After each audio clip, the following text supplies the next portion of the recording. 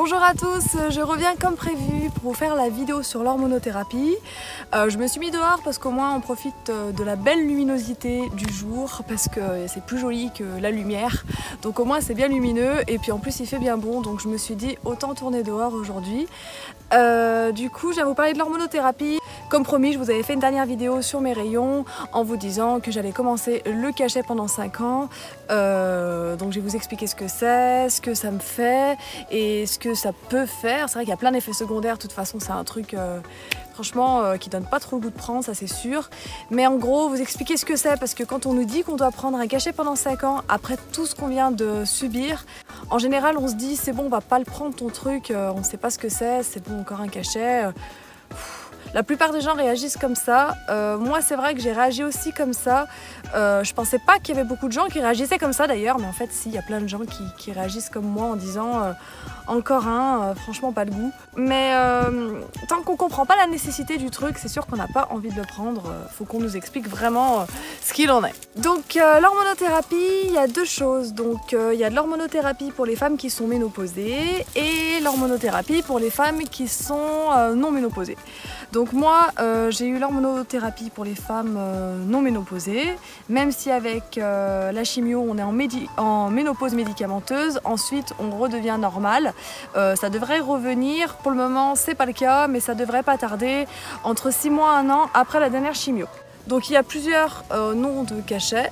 Moi j'ai le tamoxifène et je l'ai commencé fin juillet. Donc l'hormonothérapie, qu'est-ce que c'est? À quoi ça sert? Alors l'hormonothérapie, c'est un cachet qu'on donne, moi dans mon cas c'est 5 ans, mais il y a d'autres cas, ça peut être plus long, qu'on donne pour les personnes qui ont un cancer, qui est hormonodépendant, qui est réceptif aux hormones.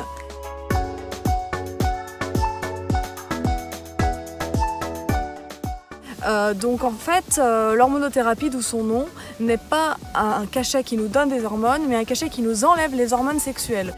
Sauf que du coup, nous, on a simplement donc un récepteur qui vient se mettre sur les hormones pour éviter qu'entre guillemets on en ait. Ça les supprime pas, compliqué à expliquer, surtout quand on n'est pas du milieu. Et puis je vais pas partir dans des trucs un peu trop médicaux parce que je suis pas médecin, voilà.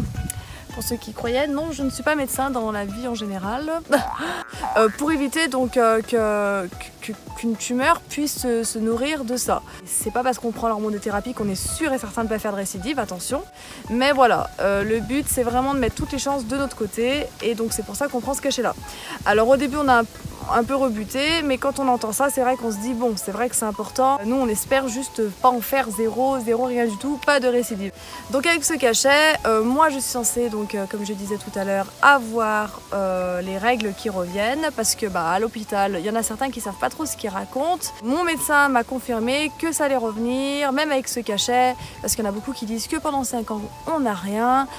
Oui, ça, on n'a pas nos règles pendant 5 ans quand on a un cachet qui nous les coupe. Moi, c'est un cachet fait exprès pour que je les ai encore. Donc du coup, normalement, voilà. Ce qu'il faut, c'est très important pour les personnes qui peuvent avoir des enfants, c'est avoir un vrai moyen de contraception. Donc sans hormones. Parce qu'on peut, comme tout le monde, tomber enceinte. Donc du coup, il faut bien se protéger. En gros, c'est toxique. Si quelqu'un tombe enceinte avec ce cachet, voilà, le gamin, c'est pas le top quoi.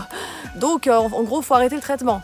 Donc vaut mieux mettre sa santé en avant que sûrement tomber enceinte en plein milieu du traitement. Ça c'est sûr et certain. Je veux pas stresser les gens en parlant d'effets secondaires. Il y en a tellement. Ce qu'il faut, c'est pas lire la liste. Parce que si on commence à lire la liste, on flippe grave. Et je vous dis ce que ça peut faire et de la meilleure manière possible en gros.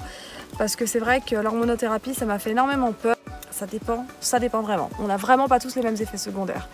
Je sais que les effets secondaires les plus fréquents, ça peut être des phlébites qui peuvent venir, la prise de poids.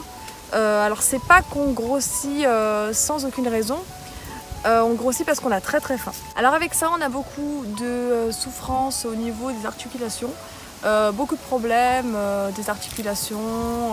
Après, là je mélange tout, je mélange le cachet pour les femmes ménopausées et celui qui n'est pas pour les femmes ménopausées. Ouais. Donc les effets secondaires sont différents, il y en a certains qui ont plus de chances que d'autres d'avoir ces effets-là. Après, il y a les problèmes gynécologiques qui peuvent suivre aussi, ça c'est quand même des effets secondaires qui peuvent arriver, pas tout le monde.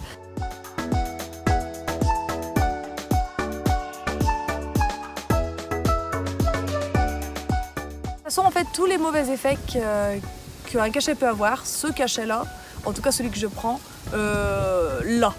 Dans les listes, on a tout. Tout. Il y a aussi la fatigue. Apparemment, ce cachet peut provoquer une fatigue énorme, un truc de fou apparemment. Je vous parle aussi d'un effet qui fait vachement peur. Ça peut faire un peu perdre les cheveux. Alors on perd pas les cheveux comme avec une chimio, c'est-à-dire toute la tête ou une partie. Après, comme on va dire à une femme enceinte qu'elle peut perdre ses cheveux, comme on va dire, voilà, tout ce qui est lié aux hormones, de toute façon, ça peut être la grosse catastrophe. Les gros sauts d'humeur, effets secondaires aussi super fréquents, les bouffées de chaleur. En fait, en gros, c'est un peu comme une pilule, j'ai l'impression. Donc ça, plus ça, c'est plein de choses, voilà. Moi, j'ai commencé l'hormonothérapie, je disais fin juillet. Donc là, ça fait à peu près 15 jours que je la prends. Et pour le moment, je n'ai ressenti qu'un seul effet secondaire, gros effet secondaire de la liste connue, c'est les sauts d'humeur. Alors ça, je pense pas que ce soit psychologique.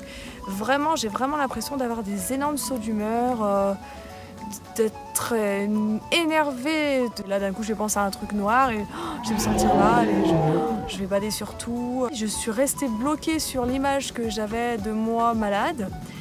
Alors, j'arrive pas du tout à passer le cap.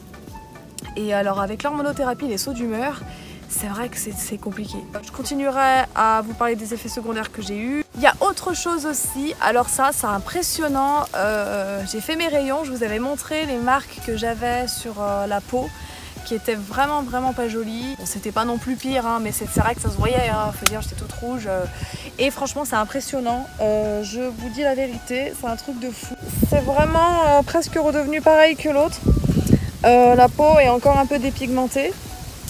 Je pensais pas que ça allait partir aussi rapidement, mais vraiment c'est impressionnant. Quand on m'a dit vous inquiétez pas, ça va revenir, je me suis dit peut-être pas aussi rapidement. Je vous montre aussi sous le bras.